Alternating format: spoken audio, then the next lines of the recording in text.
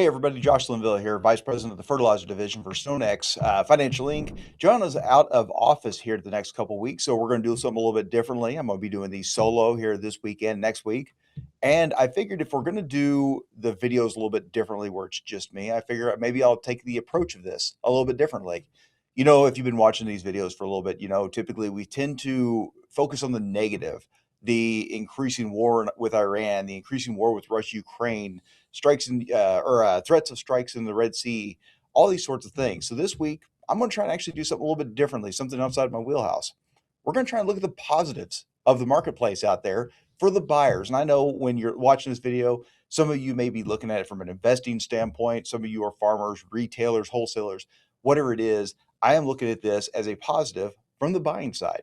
So the first thing we're looking at today is that China has reportedly approved an additional 2 to 2.5 million tons of urea exports. Now, if you know, the urea government, the Chinese government has been restricting exports since 2022. And that was in response to the global prices skyrocketing, supplies getting very, very tight. That was their way of trying to ensure that the Chinese farmer had more than enough at lower prices than the rest of the world.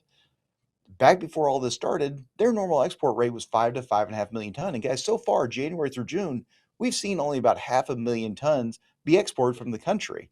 That is the world's number two exporter that's been scaled way, way back. So this 2 and 2.5 million tons of exports that's just been approved on the second round is in addition to the 3 million ton they had originally approved.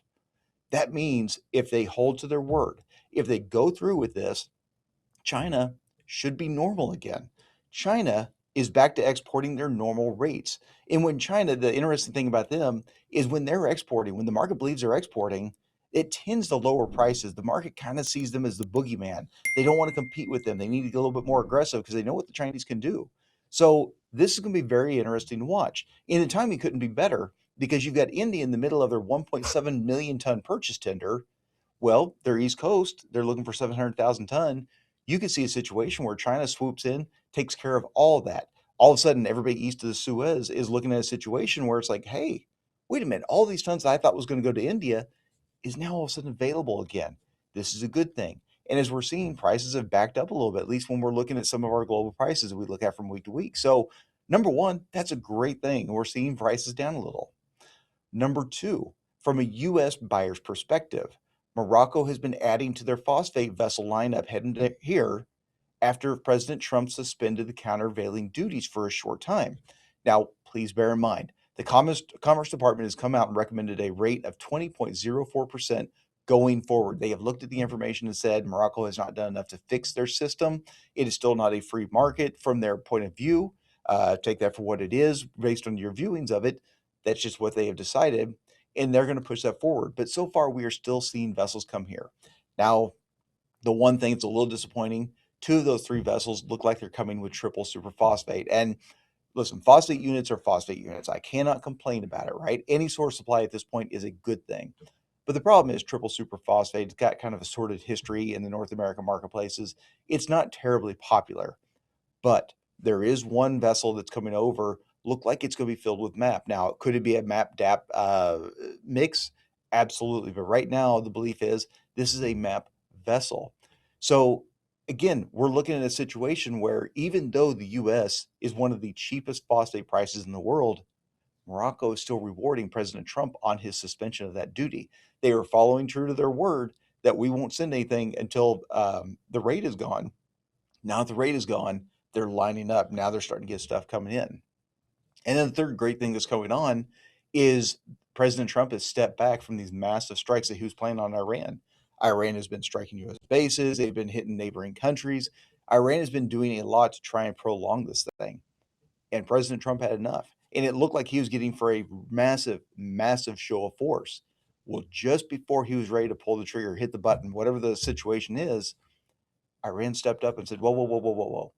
Let's talk.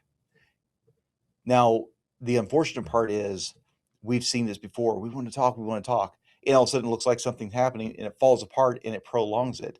My personal point of view, this isn't a StoneX thing, this is just Josh Linville talking, is that Iran is trying to drag this out as long as humanly possible. They want to drag this out. And frankly, if I'm them, I want to drag it out until November. I want to put all the stress I possibly can on the American public. So when midterms roll around, they blame this whole thing on the Republicans. The Democrats come in because they know when the Democrats come in, the next 2 years in US politics is just going to be the Democrats going after Trump, going after his administration, his officials, and doing everything they possibly can to stop him from making any sort of progress. And that's a good thing for the Iranian regime. So that's what they're doing. Now, from the U.S. standpoint, hopefully these peace talks happen.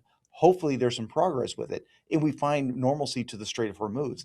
That would be the best thing we could ever see for the nitrogen marketplace, for the phosphate marketplace.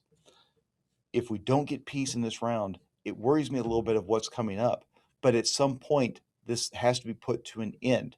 The fate of the global fertilizer markets depend on it. So the fact that we finally got a little bit of a drawback of fighting, the drawback on these strikes that we thought were going to happen, this is a good thing. This gives us hope. This gives us some sort of excitement that maybe this thing is drawing to a conclusion. I'm sure we could spend all day at a bar talking about what we think is going to happen, what won't happen.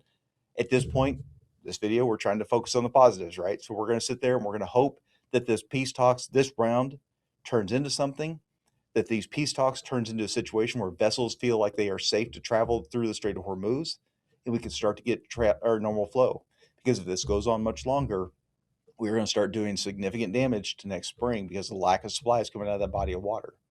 So I had to stretch a little bit. I did come up with 3 points that were a little bit on the positive side. Hopefully, we will continue to add to this list. I know that at least grain prices, they've bounced off of their lows and they're showing a little bit of appreciation. They've stalled out here of late, but they're still nowhere near as bad as they were. So hopefully we'll continue to see that. I hope that your guys' crops are looking good out there. I know there's some struggle points out there, but harvest is coming up, guys. For those of you who apply in the fall, as we start to look forward to October, November, December timeframes, don't lose sleep. You're going to get there quicker than you think. I mean, we're always starting to sit there and look at it. We're in August, a few more weeks, we're in September, and then all of a sudden it's like it's harvest time, and then we're putting a fertilizer on the ground. Rest of the world has to start making preparations for next spring. So don't lose sleep over this stuff. We'll keep an eye on it, let you know as these things happen at the marketplace, and we will catch you next week.